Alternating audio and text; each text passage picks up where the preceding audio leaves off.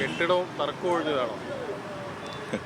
അല്ല, കെട്ടിടം നമുക്ക് വേറൊരു സ്ഥലത്ത് ഇപ്പോൾ നോക്കി വെച്ചിട്ടുണ്ട്. അപ്പോൾ അനാവശ്യ വിവാദങ്ങൾ വേണ്ട എന്നാലോചിച്ചിട്ട് അങ്ങോട്ട് മാറുന്നു, അത്രയേ ഉള്ളൂ. അതിൻ്റെ പിന്നിൽ വേറൊന്നുമില്ല. വ്യക്തിപരമായ ഒരു തീരുമാനമാണോ അതോ രാഷ്ട്രീയമായ തീരുമാനമാണോ? അതല്ല, വ്യക്തിപരമായി തീരുമാനിച്ചു. കാരണം ഈ അനാവശ്യ വിവാദങ്ങൾ ഉണ്ടാക്കി നമ്മൾ നടത്തിക്കൊണ്ടിരിക്കുന്ന കാര്യങ്ങളെ വിസ്മൃതിയിലാക്കാനും അപവാദം പ്രചരിപ്പിക്കാനും ഈ സന്ദർഭത്തെ പലരും ഉപയോഗിച്ചു. അപ്പോൾ അത് തീർച്ചയായിട്ടും നമ്മൾ പല ആളുകളും ശ്രദ്ധയിൽപ്പെട്ട ഒരു കാര്യമാണ്. അപ്പോൾ അതുകൊണ്ട് വിവാദങ്ങൾക്ക് അടിസ്ഥാനമില്ല. മരുതൻകുഴിയിൽ ഒരു സൗകര്യമായിട്ടുള്ളൊരു ഓഫീസ് കണ്ടെത്തി അങ്ങോട്ട് മാറിയിട്ടുണ്ട്. അപ്പോൾ അത്രയുള്ള എൻ്റെ കാര്യം. വിവാദങ്ങൾക്ക് നിൽക്കുന്നില്ല. ജനങ്ങൾക്ക് കൂടുതൽ എത്താനും സൗകര്യമായിട്ട് കാര്യങ്ങളൊക്കെ ചെയ്യാനും ഒക്കെ കഴിയുന്നത് ആ ഓഫീസ് ആയിരുന്നില്ലേ? അപ്പോൾ അവിടെ വിട്ടു പോകുമ്പോൾ അല്ല, അവിടെ അത് തന്നെയാണ് ഞാൻ നേരത്തെ പറഞ്ഞത്. ജനങ്ങൾക്ക് സൗകര്യം എന്ന നിലയ്ക്കാണ് ഒരു ഉചിതമായ ഒരു സ്ഥലം കണ്ടെത്തി 7 വർഷം പ്രവർത്തിച്ചത്. ഒരു തർക്കങ്ങളും ഉണ്ടായിട്ടില്ല. അപ്പോൾ മരുതൻകുഴിയിലെ സ്ഥലം തൊട്ടടുത്ത് തന്നെയാണ്. ഒരു 100-150 മീറ്റർ അപ്പുറത്തോട്ട് മാറിയിട്ടാണ് ഈ പറയുന്ന ജംഗ്ഷൻ ഉള്ളത്. താഴത്തെ നില തന്നെയാണ് എടുത്തിരിക്കുന്നത്. അപ്പോൾ എൻ്റെ ഓഫീസുമായി ബന്ധപ്പെട്ട് ഇതിനോടകം 10,000-കണക്കിന് ആളുകൾ അവിടെ വന്നിട്ടുണ്ട്. അവരുടെ കാര്യങ്ങൾ സംസാരിക്കാനും മറ്റു പല കാര്യങ്ങൾക്കുമായിട്ട് വന്നിട്ടുണ്ട്. അപ്പോൾ ജനങ്ങൾക്ക് പ്രയോജനപ്പെടാനാണ് MLA-യുടെ ഓഫീസ് ഉള്ളത്. കൂടുതൽ ആളുകൾക്ക് വരേണ്ടതായിട്ട് വരും, പല കാര്യങ്ങൾക്ക് വരേണ്ടതായിട്ട് വരും. അപ്പോൾ അവരെ സംബന്ധിച്ച് ഓഫീസ് പ്രവർത്തനം വളരെ തൃപ്തികരമായിട്ടാണ് മുന്നോട്ട് കൊണ്ടുപോയത്.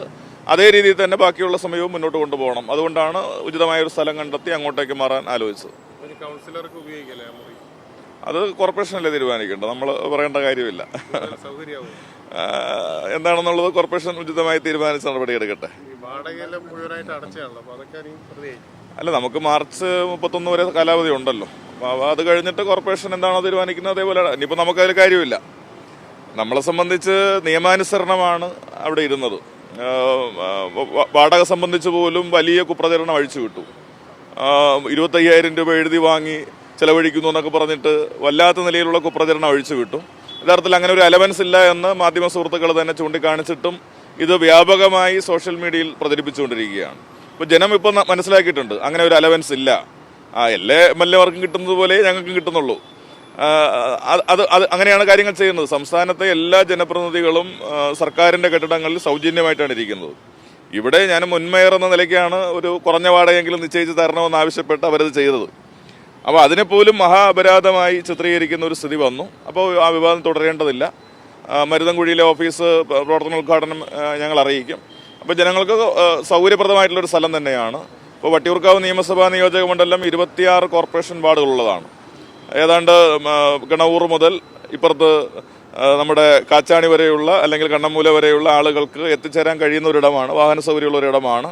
അപ്പോൾ അവിടെ ആളുകൾക്ക് തീർച്ചയായിട്ടും തുടർ സേവനങ്ങൾ നൽകാൻ വേണ്ടി കഴിയും. തീയതി ആലോചിച്ചിട്ടില്ല, ആലോചിച്ചതിന് ശേഷം അത് അറിയിക്കാം. സാധനങ്ങൾ മാറ്റി തുടങ്ങി. അപ്പോൾ നമ്മൾ ഔദ്യോഗിക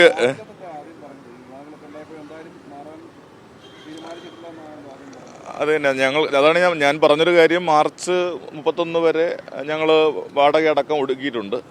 അപ്പോൾ അത്തരമൊരു സ്ഥിതിയിൽ ഈ തുടർ വിവാദങ്ങൾ ഇങ്ങനെ വന്നുകൊണ്ടിരിക്കുകയാണ്. ഇപ്പോൾ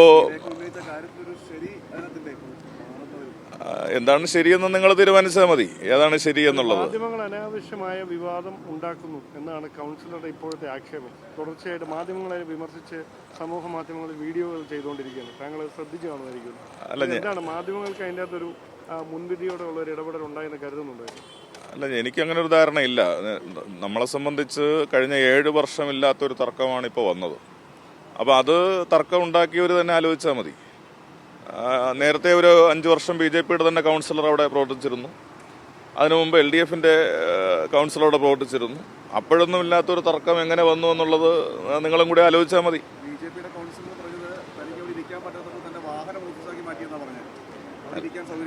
അല്ല, താങ്കൾക്കറിയാമല്ലോ, താങ്കൾ ആ റൂം പോയി സന്ദർശിക്കുമ്പോൾ മനസ്സിലാക്കാൻ വേണ്ടി കഴിയും. അത്യാവശ്യ സൗകര്യങ്ങൾ 7 വർഷം അവിടെ കൗൺസിലർമാർ പ്രവർത്തിച്ചല്ലോ, ഒരുവിധ പരാതികളും ഉന്നയിച്ചിട്ടുമില്ല. അപ്പോൾ അങ്ങനെയുള്ള കാര്യങ്ങളെ സംബന്ധിച്ച് നിങ്ങൾ തന്നെ പരിശോധിച്ചാൽ മതിയാവും.